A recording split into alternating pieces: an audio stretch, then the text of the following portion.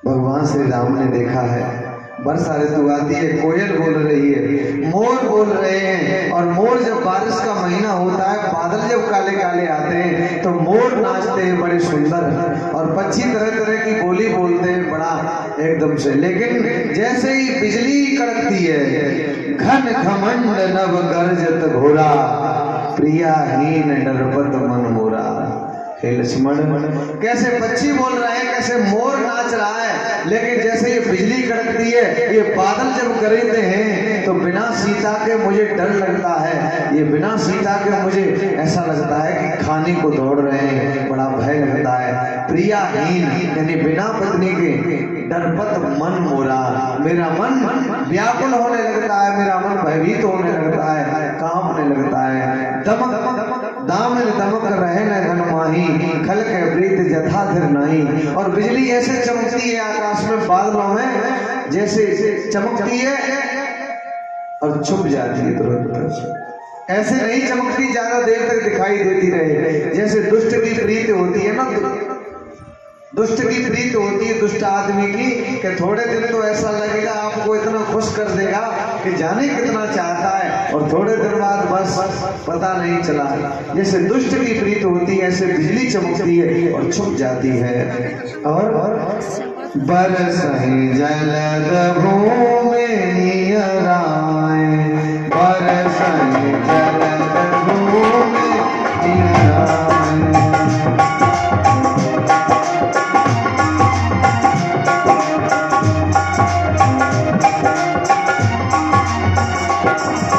जथा नवै बुध विद्या पाए, जथा नवै बुध विद्या पाए।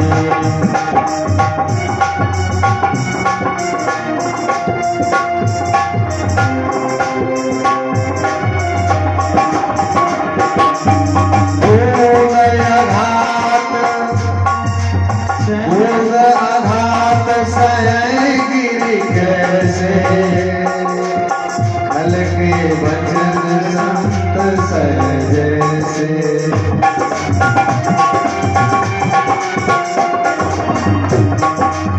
उदय घात सह गिरि कैसे, खल के वचन संत सहज से, खल के वचन संत सहज से।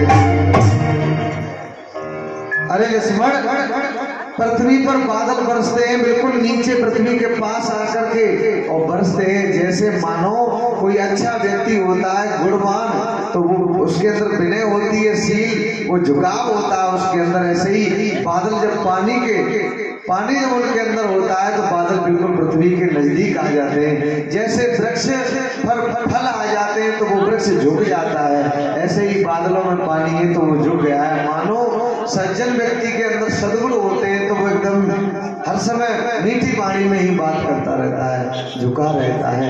ऐसे ही क्षुद्र नदी भर चली तोराई, जस थोर्यो धन खल मोराई। छोटी छोटी नदियां बड़ी नदियों में मिल रही है, और छोटी छोटी नदियों में बाढ़ आ रही है, लेकिन बड़े बड़े समुद्रों में नदियां जा रही हैं, उनमें बाढ़ नहीं आ रही। मानो थोड़े धन को पाकर के दुष्ट व्यक्ति बौराने लगता है। कनक कनक ते सौगनी मादकता अधिकाय, बापाए बोराए जग या खाए बोराए। कनक माने सोना और कनक माने धतूरा, ये यमक अलंकार है, यानी इसको खाने वाला भी बोराता है, किसको? धतूरे को खाने वाला। और कनक माने सोना, तो सोने को पा जाए जो, सोने को देख ले तो वो भी बोरा जाता है। ऐसे ही छोटी छोटी नदियों में बाढ़ आ रही है, मानो थोड़े से धन को पा करके खल बोरा जाए, दुष्ट व्यक्ति मंत हो जाए, मदोन्मत्त हो जाए। और पृथ्वी पर बूंद ऐसे गिरती है जैसे संत के वो दुष्ट के वचन संत सहन करते हैं। बूंद गिरती है पर्वतों पर तो वो ऐसे सहते हैं जैसे दुष्ट के वचनों को संत सहते हैं, और नदियों में बाढ़ आ जाती है। और बहुत सुंदर लिखा है, हे लक्ष्मण, भूमि परत पानी और जीव जीव माया लिपटानी। जैसे आकाश से बूंद निर्मल स्वच्छ गिरती है और पृथ्वी पर आके रेत में मिलती है तो वो कीचड़ बन जाती है, ऐसे ही जीव जब आता है परमात्मा से अपने इस दुनिया में जन्म लेकर के तो वो एकदम पवित्र आता है, माँ के गर्भ में भगवान की स्तुति करता है, वो पवित्र आता है। लेकिन जैसे ही पृथ्वी पर गिरता है वैसे ही इसे माया घेर लेती है और गंदा हो जाता है। बच्चा जन्म लेता है, बड़ा हो जाता है, कहते हैं ये तेरा पिताजी है, ये तेरी माता है, ये सब तो भूमि में परतवा ढाबर पानी जिम जीव माया लटानी। जैसे ही जीव पृथ्वी पर आता है तो उसे माया लग जाती है, लेकिन वैसे माया नहीं होती, लेकिन पृथ्वी पर आते ही माया लग जाती है। सिमेटे सिमेटे जल भरे तालाब,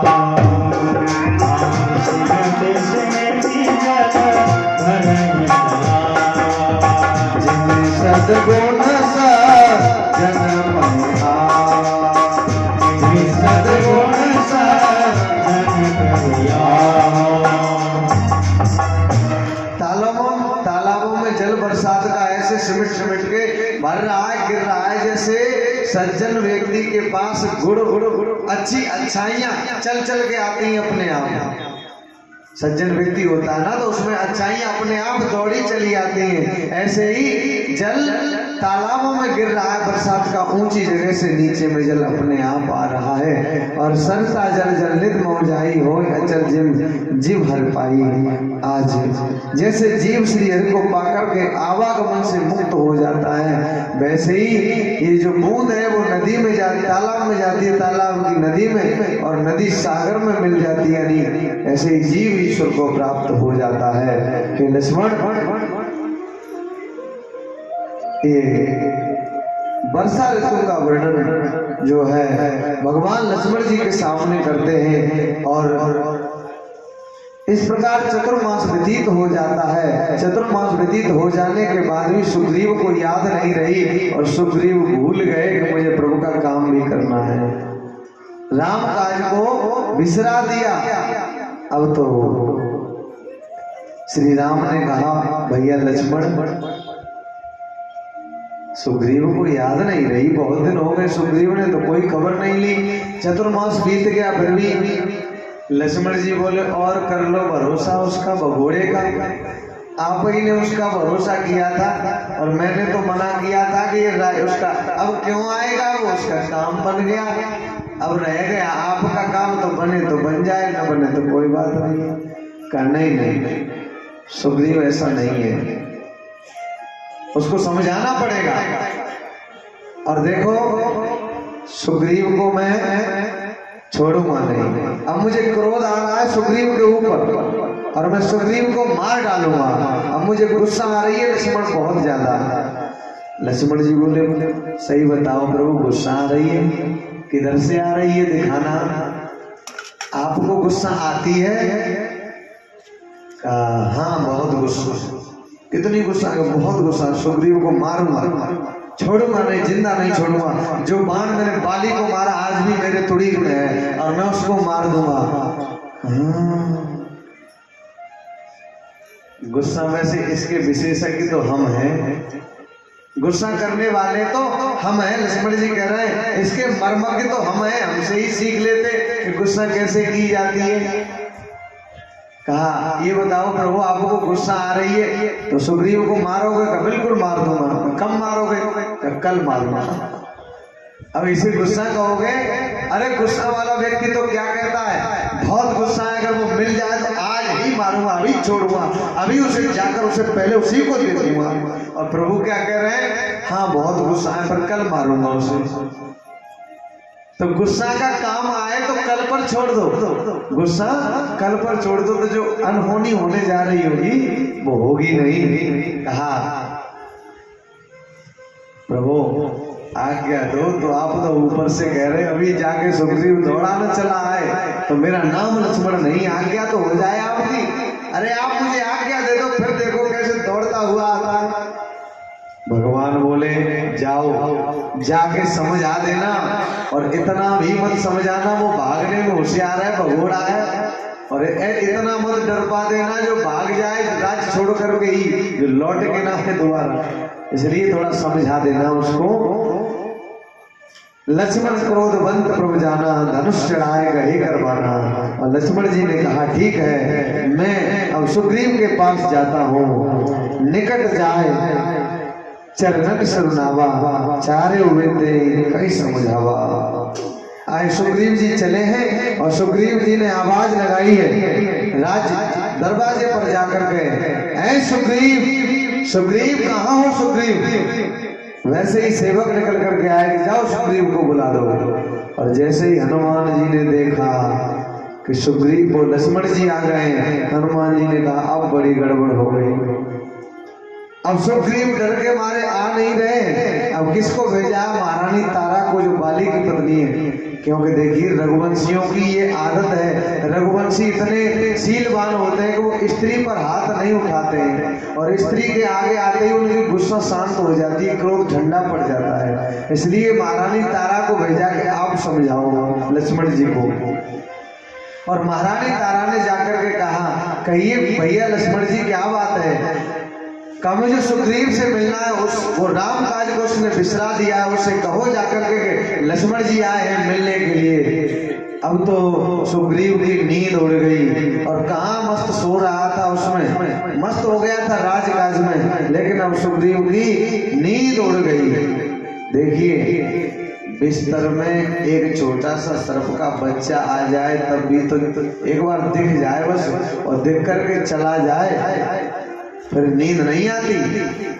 सर्प का बच्चा बिस्तर में आ जाए और थोड़ा चमक जाए, दिख जाए, और फिर नींद नहीं आती। और नाग का बच्चा देख करके, और ये कौन है? शेषनाग। और शेषनाग जब पहुंच जाए तो फिर नींद आएगी क्या? तो तारा ने ले जा करके, और जो सुग्रीव का पलंग था उसी पर शेषनाग जी को यानी लक्ष्मण जी को बिठा दिया। तो अब सुग्रीव बेचैन हो गए, कहा क्या करना चाहिए। तो इस प्रकार लक्ष्मण जी ने कहा तुमने भगवान के कार्य को भुला दिया है, इसलिए ये अच्छा नहीं किया है। और जो बाण बाली के मारा था वो बाण आज भी है, इसलिए अब जल्दी तैयारी करो, और नहीं तो बहुत बुरा हो जाएगा। आज सुग्रीव एकदम से डर जाते हैं, कहते हैं आप जो कहेंगे वही होगा, पर आप अपने क्रोध को शांत कर लीजिए, चिंता मत करिए, मैं चलता हूँ। आज हनुमान जी ने भी समझाया। हनुमान जी ने कहा भैया लक्ष्मण, आपके आने से पहले सुग्रीव जी याद कर ही रहे थे, भूले नहीं है। आपके आने से पहले सुग्रीव जी याद कर ही रहे थे कि प्रभु श्री राम का कार्य करना है और माँ सीता की खोज करवानी है, लेकिन तब तक आप आ गए। चलो ये अच्छी बात है और आपका स्वागत है। कर विनती मंदिर ले आए, चरण पखार पलंग बैठाए, और लक्ष्मण जी के चरण धोए और मंदिर में ले आए। तब कपीस चरणन शरणावा, गए भुज लक्ष्मण कंठ लगावा। और सुग्रीव जी चरणों में गिर पड़े, क्षमा कर दो मेरे अपराध को। लक्ष्मण जी का क्रोध शांत हो गया और गले से लगा दिया, चलो प्रभु के पास। हर्ष चले सुग्रीव तब अंगदाद कपिसाथ, रामानुज आगे करे आए जहां रघुनाथ। लक्ष्मण जी को आगे कर लिया है, सुग्रीव अंगद को और अपने सेवकों को लेकर के हनुमान जी के साथ चले हैं प्रभु श्री राम के साथ। अब सब लोग आगे आगे जा रहे हैं, और हनुमान जी कितने चतुर हैं कि सबसे पीछे हो जाते हैं, सबसे पीछे चल रहे हैं। किसी ने पूछा हनुमान जी से आप पीछे क्यों चल रहे हो? कहा हम तो पीछे ही चलते हैं। क्यों? कि हम ये देखते हैं कि भगवान की तरफ जाने वालों में से कौन सा लौटने वाला है, पीछे कोई लौट तो नहीं रहा, और जो लौटना चाहता है हम उसके पीछे पड़ जाते हैं, और ऐसे पीछे पड़ जाते हैं जब तक वो श्री राम के चरणों में नहीं पहुंच जाता तब तक हम पीछा नहीं छोड़ते, इसलिए हम पीछे जा रहे हैं। और भगवान से मिलाने वाले श्री हनुमान जी हैं, वो किसी को मिले हो तो श्री राम के चरणों तक उसे अवश्य पहुंचाया है, तब तक उसका पीछा नहीं छोड़ा है श्री हनुमान जी ने। आज पहुंचे श्री राम जी के पास। सभी भगवान श्री राम को मस्तक झुकाया है। प्रभु श्री राम ने कहा है मेरा काज जो है उसे बुलाना नहीं है और तुम सब वानरों को याद करनी है उसकी। एक भगवान के नाम का भजन गाते हैं, फिर आगे बड़ी सुंदर कथा है उसमें प्रवेश करते हैं। भगवान के चरणों में पहुंचना ही हमारी मंजिल है और इसके अलावा कुछ नहीं है। भगवान के चरणों में पहुंच गए तो बस पहुंच गए, मंजिल मिल गई हमको। किसी विद्वान ने बड़ा सुंदर लिखा है, पंख बिना हो पंछी जैसे, पंख बिना हो पंछी जैसे, नैया बिन पतवार के, ऐसा ही जीवन होता है बिना राम के पार। पंख बिना हो पंछी जैसे,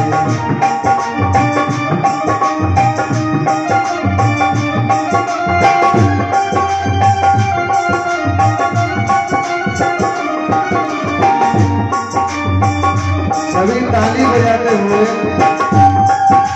और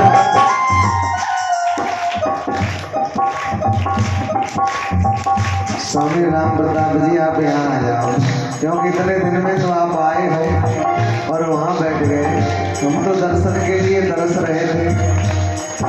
कोई बात नहीं, आ जाओ, यहीं आ जाओ, आ जाओ। पंख बिना हो पंछी जैसे,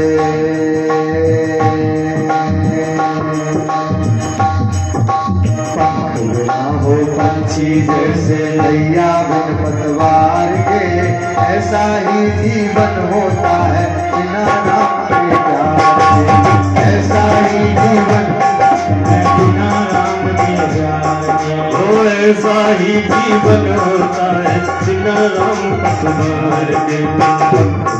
हो पंछी जैसे, ताली बजाते हुए सभी बड़े भक्ति भाव से बोल राजा रामचंद्र की।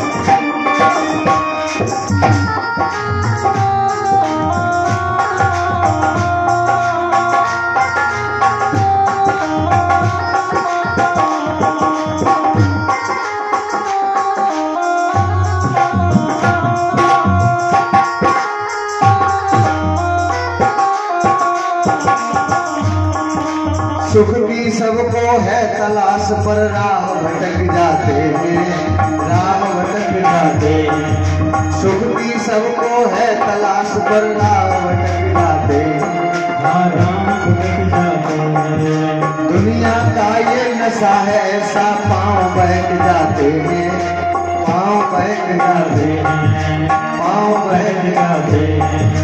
बीत गए जो अवसर तो फिर ऐसे पछताते हैं, ऐसे पछताते हैं, ऐसे पछताते हैं। कैसे? जो बसंत में भी हो कोई,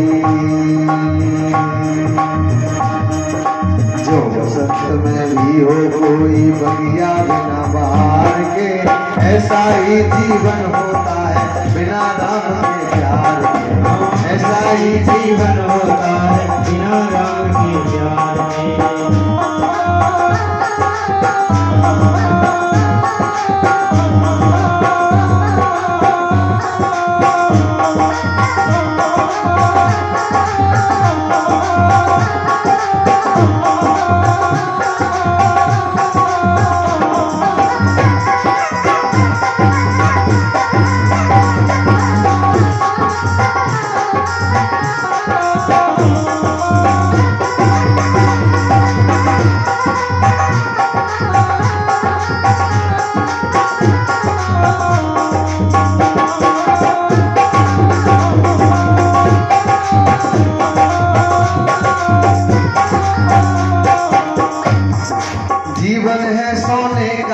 प्याला इसका कुछ भी कर ले, इसका कुछ भी कर ले, हाँ कितना कुछ भी कर ले।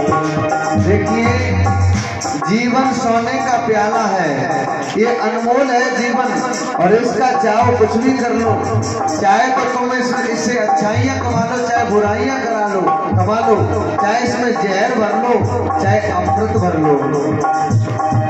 जीवन है सोने का प्याला, इसका कुछ भी कर ले, इसका कुछ भी कर ले, हाँ कितना कुछ भी कर लो। चाहे इसमें जहर डाल ले, चाहे तू अमृत भर ले, चाहे तू अमृत भर ले, हाँ चाहे तू अमृत भर ले। लेकिन कुछ करने से पहले इतना सोच समझ ले, हाँ इतना सोच समझ ले, हाँ इतना सोच समझ ले। अरे राम प्रेम अमृत के प्यारे, अगर यह कथा में न बैठे होते, अगर कथा नहीं सुन रहे होते तो घर की बातें कर रहे होते, इधर उधर की बातें कर रहे होते, लड़ाई झगड़ा हो रहा होता, सास बहू को खरी खोटी सुना रही होती और बहू सास को सुना रही होती। लेकिन यहाँ जितनी देर कथा में है, कितनी मस्ती है, कितना आनंद है। तो राम प्रेम अमृत के प्याले, ये भगवान की कथा, भगवान का प्रेम अमृत के प्याले हैं, भर भर के पी लो, भर भर के पी लो। जय हो। अरे राम प्रेम अमृत के प्याले, राम प्रेम अमृत के प्याले, जहर विषय संसार के, ऐसा ही जीवन होता है बिना राम के प्यार के, हाँ ऐसा ही जीवन होता है बिना राम के प्यार के। हो पंछी जैसे, ना हो पंछी जैसे नैया बिन पतवार के, ऐसा ही जीवन होता है बिना राम के प्यार के।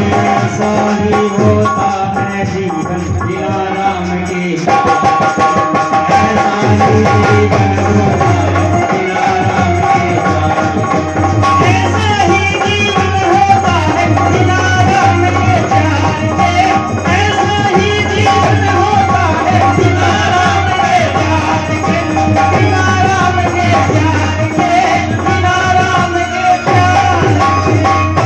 बोलिए राजा रामचंद्र भगवान की जय, जय जय श्री सीताराम। पंख बिना हो पंछी जैसे, नैया बिन पतवार के, ऐसा ही जीवन होता है बिना राम के प्यार के। जैसे पंख के बिना पंछी उड़ नहीं सकता, और नैया बिना मल्लाह के नैया डूब जाएगी, नाव डूब जाएगी, ऐसे ही बिना भगवान के भजन के ये जीवन पार नहीं लगेगा। ये जीवन किसी काम का नहीं है। जीवन है सोने का प्याला, इसका कुछ भी कर ले, चाहे तू इसमें जहर डाल ले, चाहे तू अमृत भर ले, लेकिन कुछ करने से पहले इतनी बात समझ ले, क्या राम प्रेम अमृत के प्याले और जहर विषय संसार के। ये संसार के जितने काम हैं ये सब फालतू की बातें, ये विषय है, जहर है, जहर है। इसलिए पंख बिना हो पंछी जैसे, नैया बिन पतवार के, ऐसा ही जीवन होता है बिना राम के प्यार के।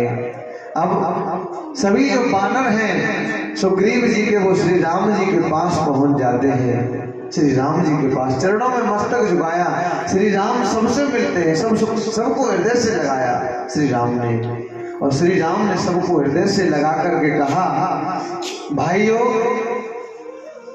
तुम सब मुझे अपने भाई भरत के समान प्रिय हो, भाई भरत के समान। ऐसा कोई बानर नहीं था माताओं जिससे भगवान श्री राम ने जिसे गले नहीं लगाया हो। इतने बानर थे, गिनती नहीं की जा सकती, झुंड के झुंड। और तुलसीदास जी रामचरितमानस में लिखते हैं, भगवान शिव मैया पार्वती से कहते हैं, हे पार्वती, हे भवानी, जूत के जूत, झुंड के झुंड बानर चले आए और उनकी गिनती करना महामूर्खता है। यानी कोई गिनती नहीं थी, अनगिनत थे। और ऐसे अनगिनत बानर भी प्रभु ने एक भी ऐसा नहीं छोड़ा जिसको गले से न लगाया हो, जिसको हृदय से नहीं लगाया हो, एक भी नहीं था ऐसा। और भगवान श्री राम ने कहा है जनक नंदिनी की खोज करनी है, सीता की खोज करनी है। सुग्रीव ने सबको बुलाया और सुग्रीव ने कहा सबसे कान खोल करके सुन लो, माँ सीता की खोज के लिए दिशा दिशा में बानर चले जाओ, चारों ओर चले जाओ और मैं 1 महीने का समय देता हूँ और 1 महीने में सीता की खोज करके लौटना ही लौटना है। और 1 महीने में अगर माँ सीता की खोज नहीं कर पाए तो अगर लौट के आओगे तो मेरे हाथों तुम जिंदा नहीं बचोगे, मारे जाओगे, इसलिए तुम जाओ। सुग्रीव के वचन सुनते ही बानर जहां के तहां चल पड़े। बानर सोच रहे हैं हम क्या करें, बहुत बड़ी शर्त लगा दी है, बहुत बड़ी शर्त। जाओ, भगवान श्री राम से आज्ञा लेकर के चलते हैं। हनुमंत जी को बुलाया और हनुमंत जी को बुला करके भगवान श्री राम ने वो जो मुद्रिका थी और वो मुद्रिका दी, लो हनुमान, इस मुद्रिका को ले जाना, अगर सीता जी का पता मिले तो ये सीता पहचानने से तुम्हें इनकार करेंगी तो ये निशानी दिखा देना, ये इस पर राम लिखा है इस मुद्रिका पर, तो सीता तुम्हें पहचानने से इनकार नहीं करेंगी, पहचान लेंगी। देखिए मेरे बुजुर्गों, माताओं, बहनों, भगवान श्री राम ने हनुमान जी को ही मुद्री दी और किसी को नहीं दी। क्यों? उनकी सेवा पर श्री राम को अटूट विश्वास था कि अगर कोई कार्य करके लाएगा तो वो हनुमान जी हैं और इनके द्वारा ही ये शुभ कार्य हो सकता है और किसी के द्वारा नहीं। लेकिन यहाँ एक और प्रश्न उठता है कि जब श्री राम को पता ही था कि हनुमान काम बना के लाएंगे, हनुमान सीता की खोज करके लाएंगे, तो और अन्य वानरों को क्यों भेजा साथ में? अन्य वानरों को इसलिए भेजा कि इन बेचारों का भी नाम हो जाएगा साथ में। और देखिए भगवान जब कुछ देते हैं ना तो देने से पहले कुछ लेते हैं। पुरुषार्थ करवाया कि ये जाएंगे सीता की खोज करने के लिए तो इनका पुरुषार्थ होगा, पुरुषार्थ, इसलिए भगवान पहले पुरुषार्थ करवाते हैं और पुरुषार्थ करवा के फिर भगवान बहुत कुछ दे देते हैं। इसलिए वानरों को साथ में भेजा, जाओ और हनुमान जी को मुद्री दे दी, जाओ हनुमान। सभी वानर हनुमान जी के साथ जाते हैं और सोचने लगे अब किस दिशा में जाना ये समझ में नहीं आता है। चले सकल खोजत सरता सर गिर खो, राम काज लयलीन मन बिसरा तन कर छोर। और भगवान श्री राम के कार्य में ऐसे लवलीन हो गए, ऐसे मस्त हो गए कि तन की सुध बुध भूल गई है। लेकिन चलते चलते भूख लगी है, प्यास लगी है बड़ी जोर की, लाग तृषा अतिशय अकुलाने, मिले न जल घन गहन बुलाने। जल नहीं मिल रहा है, वन में खोज कर रहे हैं कहीं पानी मिल जाए, कहीं थोड़ी प्यास शांत कर ली जाए, और भूख तो पहले से ही लगी हुई है, तो कंदमूल फल भी खोज रहे हैं। लेकिन हनुमान जी ने कहा ऐसे काम नहीं चलेगा, ये सब बिना जल के मर जाएंगे।